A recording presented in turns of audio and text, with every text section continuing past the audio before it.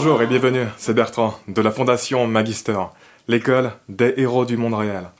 Pour le 14e épisode de la série, sur le thème de la reconnaissance, du succès externe, de la patience, de la confiance, de la vision, de la résolution, de l'abondance, de l'audace et de la loi d'attraction. Vous savez, quand j'étais plus jeune, j'étais beaucoup plus sauvage que je le suis maintenant. Très loin de faire des choses intelligentes avec ma vie. En fait, mon plus grand intérêt dans la vie, c'était de me battre. Et je me suis beaucoup battu les soirs dehors contre des trous du cul. Contre plusieurs à la fois parfois. Et dans ma tête, il n'y avait absolument aucun moyen que je perde. Ce n'était juste pas envisageable.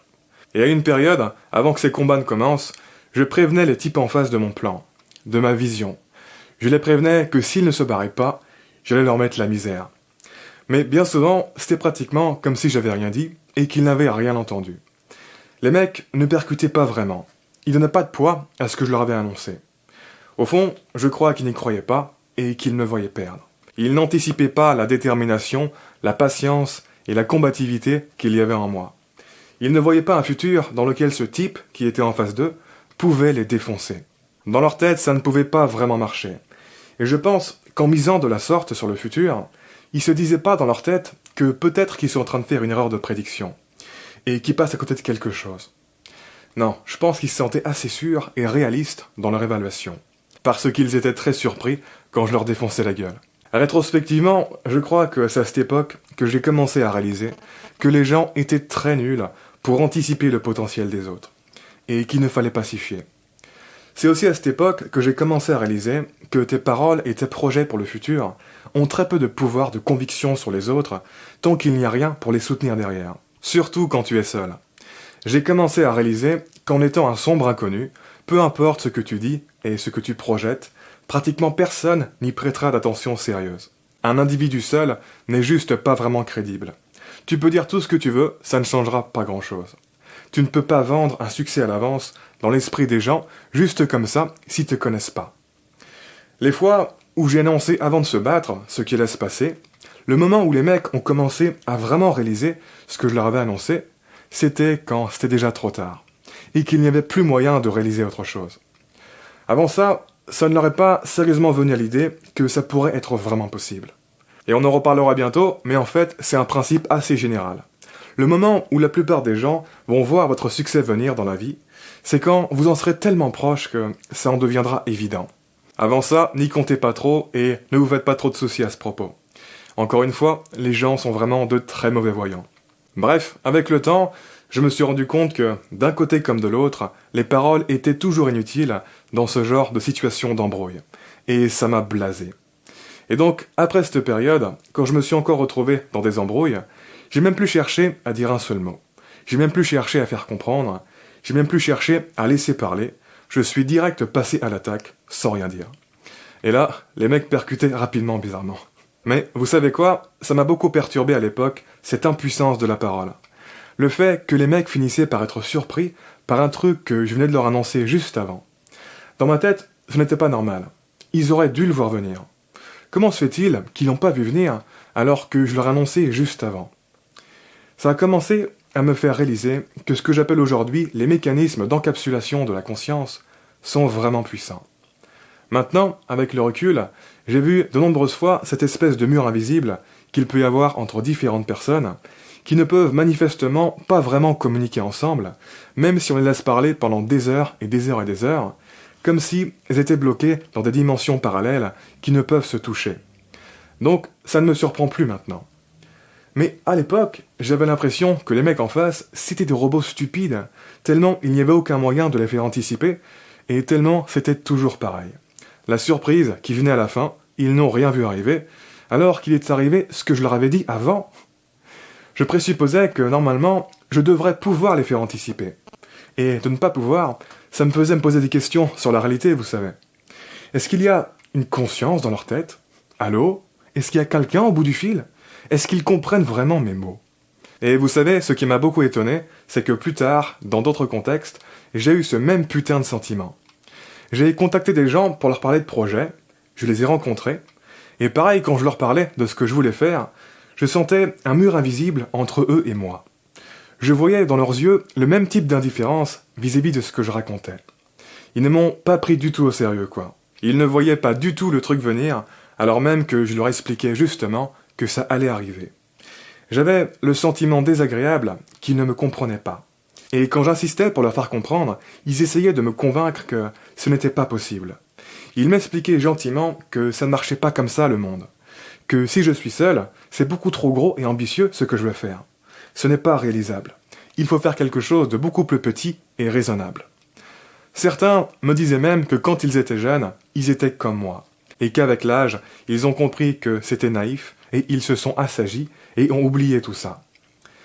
Les premières années où ça m'est arrivé, ça m'énervait et ça m'affectait sérieusement. Je prenais personnellement leur réaction. Pour ce qui était des embrouilles et des combats, j'avais beaucoup d'expérience. Dans ma tête, je me considérais bien au-dessus des gugus qui se retrouvaient en face de moi, donc leur indifférence et leur incompréhension, avant les combats, ça ne m'affectait pas. Je savais que ça ne voulait rien dire. Je ne prenais pas ça personnellement, je me disais juste qu'ils étaient trop cons pour anticiper ce qui leur pendait au nez. J'avais eu à maintes reprises, dans le passé, la preuve que j'avais été sous-estimé, donc il n'y a rien qu'ils pouvaient dire ou faire pour me faire douter. En fait, leur incompréhension était plutôt un bon signe. En revanche, pour ce qui est de communiquer mes projets, c'était très différent. J'avais envie d'être compris. Je me sentais petit vis-à-vis des personnes que je contactais. Ces personnes avaient déjà une carrière bien établie, je les considérais comme beaucoup plus avancées que moi dans la vie, et donc j'avais envie qu'elles me comprennent. De mon côté, j'avais peu d'expérience en dehors de mon expérience personnelle. Je savais pas vraiment dire si quelqu'un me sous-estimait ou pas, et donc je leur accordais du crédit. Je présupposais que ce qu'elles pensaient de mes projets était bien fondé. Et par conséquent, je me disais que si elles ne croient pas à ce que je propose, c'est sûrement qu'elles ont raison, que je me fais des idées, que je vise trop gros et que c'est mort. Je laissais leurs réserves m'impacter sérieusement. J'avais préparé et travaillé mes plans depuis super longtemps. Donc c'était une grosse annonce pour moi. Je m'attendais à une grosse réaction avant de la faire. Et du coup, j'étais frustré de leur retenue, c'était froid, ça cassait mon emballement, je me sentais vraiment seul dans mes délires. Et franchement, au début, ça m'arrivait plusieurs fois de rentrer dépité, démotivé, la queue entre les jambes, de m'écraser dans mon lit, d'avoir les larmes aux yeux et de m'endormir comme une merde pour oublier tout ça. Avec ce sentiment qu'il va peut-être falloir que j'abandonne ces projets. Non pas parce que j'en avais envie, non, je n'avais pas envie de les abandonner. C'est ça qui m'excitait, et non pas les projets tout pourris qu'ils me suggéraient à la place. Non, j'avais ce sentiment qu'il allait peut-être falloir que j'abandonne ces projets parce que personne n'allait jamais les supporter. Ouais, ce n'est pas très mature, mais c'est comme ça qu'on apprend à avoir la bonne attitude et à se mettre au-dessus de tout ça. Cela dit, ça ne m'a jamais arrêté. Et quand ces situations se sont répétées plusieurs fois, j'ai commencé à connecter les points ensemble et comprendre. Oh, en fait, ils n'ont juste pas de couilles. Leurs doutes sur mes projets ne sont pas fondés du tout. J'ai commencé à réaliser qu'ils réfléchissaient beaucoup trop à la faisabilité et qu'ils n'opéraient pas à partir de cette énergie audacieuse et préverbale de laquelle moi j'opérais. Moi, je ne réfléchissais pas du tout autant à ça avant de me lancer dans un projet. Je réfléchissais beaucoup, ça c'est sûr, mais après m'être lancé, pour trouver comment réussir.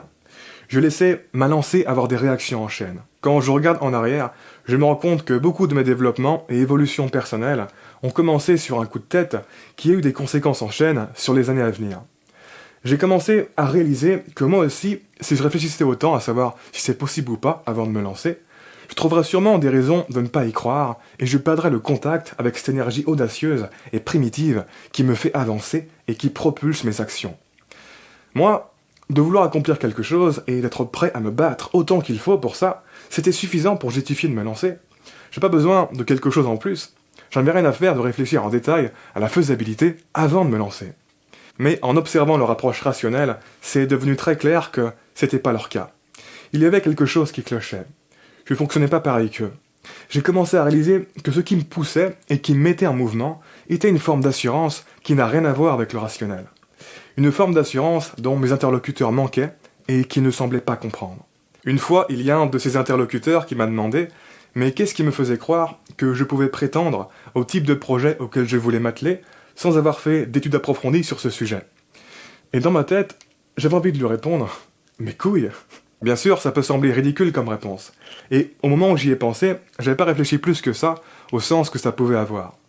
Mais en fait, il y a une certaine sagesse là-dedans. Beaucoup de gens jouent sur le mauvais plan. Ils cherchent à trouver une justification élaborée dans leur tête pour se lancer, alors qu'en fait, ça n'a rien à voir. Il faut trouver la bonne énergie pour se lancer. Et cette énergie est quelque chose de primitif et d'émotionnel, quelque chose de guerrier. C'est là que le jeu se joue, pas dans la tête. D'ailleurs, au passage, je pense que c'est pour ça que dans tout ce qui est abstinence de la masturbation, l'arrêt de regarder du porno, nofap, tout ça, on parle beaucoup de retrouver une énergie qui donne envie d'attaquer la vie et d'accomplir de grands objectifs. C'est pas par hasard qu'il y a un lien entre les deux. Dans les deux cas, il y a cette énergie sexuelle et primitive qui est impliquée. Quand tu as envie d'accomplir de grands objectifs, d'une certaine manière, tu as juste envie de baiser le monde et de libérer cette énergie sexuelle. À la base, il n'y a pas plus de logique que d'avoir envie de baiser une personne qui t'excite. Tu en as juste envie, c'est tout. Tu n'as pas besoin de justification élaborée pour ça. Au contraire, ça traverse ton envie que tout va se justifier et se construire derrière. Bien sûr, la plupart des gens qui poursuivent de grands projets vous diront que c'est l'inverse, mais ils se bullshit eux-mêmes. Ils sont trop inconscients pour réaliser les vraies racines de leur projet. D'où ils viennent vraiment. Pourquoi ils font ça. Si on prend du recul, on peut se rendre compte qu'en fait, la vie d'une personne se dessine autour de l'énergie dominante qu'elle a. Quand tu as une certaine énergie, il y a automatiquement des choses associées à cette énergie qui vont se construire autour. Et par énergie, je n'entends pas quelque chose de mystique, j'entends tout simplement ce que tu ressens dans ton corps. De m'attaquer à des gros projets, ça réveille cette énergie en moi. Et les petits projets, pas du tout. Ça m'ennuie. Et c'est pour ça que je fais des gros projets, et pas des petits. Bref, petit à petit, j'ai commencé à comprendre qu'eux et moi, on n'utilisait pas le même moteur et pas la même approche pour avancer dans la vie. J'ai commencé à comprendre qu'en fait, leur retenue vis-à-vis de mes projets n'avait rien de personnel. Ce n'était juste pas des fonceurs. J'ai commencé à comprendre que la plupart des personnes s'empêchent de voir grand, que c'est comme une habitude inconsciente chez eux, et que donc, à partir de là, elles empêchent toute forme d'émergence de grandeur dans leur existence et dans leur entourage. Ces mêmes personnes se retrouvent incapables de voir venir la valeur de certaines choses quand elles l'ont sous les yeux, parce que pour elles, c'est impossible que ça puisse commencer comme ça, aussi simplement. Elles pensent que toute personne qui a réussi à faire de grandes choses, ça devait être assuré et planifié à l'avance pour elles. Elles devaient avoir des preuves sérieuses et rationnelles que ça allait marcher. Pour elles, c'est inenvisageable qu'en fait, elles n'avaient aucune assurance de plus qu'au début, et qu'elles ont juste suivi leur élan intérieur et cherché l'assurance dans leurs tripes. Pour elles, c'est inenvisageable que l'on puisse simplement sauter dans l'action sans chercher à calculer si c'est vraiment possible, et réussir. Ça sort des règles de leur réalité. Et ces gens-là vont projeter sur vous les prédictions qu'ils feraient s'ils étaient eux à votre place. S'ils se voient ne pas aller jusqu'au bout, alors ils vous verront ne pas aller jusqu'au bout. S'ils se voient échouer à votre place, alors ils vous verront échouer. S'ils voient quelque chose comme impossible dans leur réalité, alors ils le verront impossible dans votre réalité. Ils sont aveuglés par leur propre retenue. Et donc, en fait, ça m'a fait réaliser que les personnes qui peuvent faire des trucs de fou dans ce monde, c'est comme si elles n'étaient pas dans la même réalité que toutes les autres. Parce que leur esprit entrevoit et embrasse des possibilités qui sont invisibles ou invraisemblables pour les autres. Des possibilités que pratiquement tout le monde filtre et s'empêche de considérer presque inconsciemment. Se laisser porter par son élan intérieur, aller de l'avant sans se mettre de frein, agir avec assurance malgré l'incertitude, faire preuve de force face à la difficulté, s'élever face aux défis, rentrer dans le feu sans réfléchir, attaquer la vie à pleines dents, se permettre de croire à une grande vision, envoyer se faire foutre la limitation et le manque de support, puiser sa confiance indépendamment de la raison. On peut appeler ça avoir des couilles, avoir du courage, avoir des tripes, avoir un grain de folie, avoir de l'audace, avoir de la fougue. Peu importe. Ce dont je suis sûr, c'est que certaines personnes ne l'ont pas, ou tout du moins ne l'ont pas cultivé. Et ces personnes ne réaliseront jamais le pouvoir que ça a. Ce qui est pourquoi, personnellement, à chaque fois qu'une personne émet des objections vis-à-vis de mon engouement, avant d'accorder du crédit à son opinion, j'attends de voir si c'est pas une attitude générale de sa part de reculer, de se retenir et de s'écraser. J'attends de voir ce qu'elle a dans le ventre, quelle énergie dirige sa vie. Parce que si elle a rien dans le ventre, elle peut juste pas comprendre ce qui est possible. Elle vit trop sur la retenue pour ça. Elle n'est pas assez fougueuse et agressive. Elle se laisse trop faire. Ce dont je suis sûr également, c'est que ce pouvoir moteur m'a beaucoup apporté dans la vie. Pas forcément de manière directe, mais de manière indirecte par les réactions en chaîne que ça a eues. Je dirais qu'il faut avant tout voir ça comme un pouvoir déclencheur sur notre évolution personnelle. C'est comme une force primitive qui te tire de toute forme de raisonnement limitant pour faire le premier grand pas et finalement atteindre des hauteurs qui te dépassaient complètement et que tu ne pouvais de toute manière même pas envisager possible à l'avance, avant de te lancer. Et Dieu sait qu'on a besoin de ce genre de force primitive, étant donné la force dans notre cerveau, pour ne pas se lancer et croire qu'il peut calculer et savoir à l'avance ce qui est possible et pas possible.